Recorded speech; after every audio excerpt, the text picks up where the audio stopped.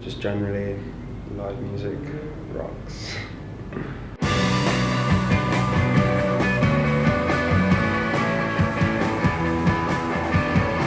I love the feeling when you hear a song you love and the hairs stand on the back of your neck.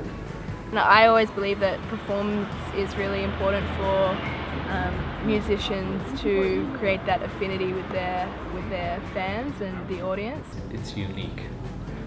It's unique in that it only happens once. What live music does is it brings the artist and the fans directly together.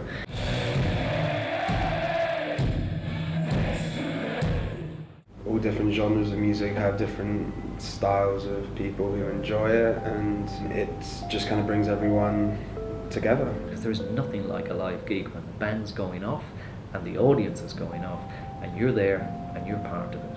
You are actually part of what makes that whole thing work. It isn't just the music, it's actually how the audience is reacting to it. The smaller venues I think are pretty vital. Smaller bands need the smaller venues because you can't, if you're just an acoustic artist, you can't just rock up to the Enmore like, yeah, I want a show. You need to kind of start off small. If there were no small venues and there's only big stages, that ladder to success wouldn't be there.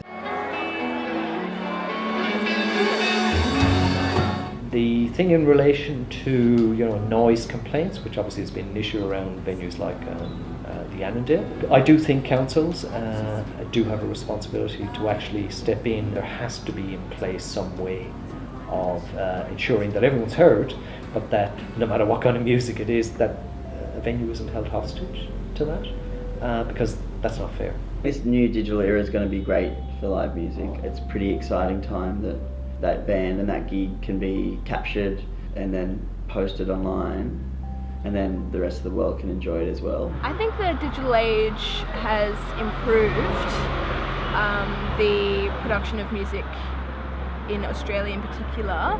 In the digital age, live music thrives and will continue to thrive. Why? Because it's flesh and blood.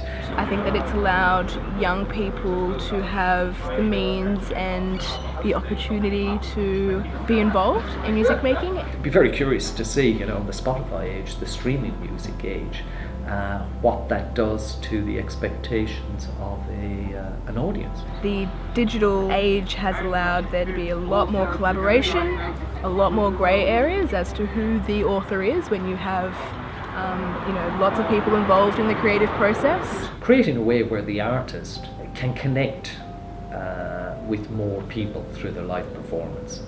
Because if you think about it, band plays concert, finish the concert, merch stand is there, people are going past, they get their merch, close the merch thing, and that's the end of it. That's the last thing they can ever do with that concert.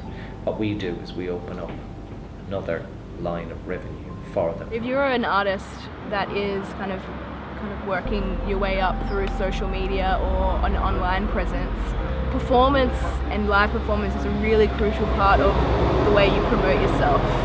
Moshcam ultimately is a video streaming service.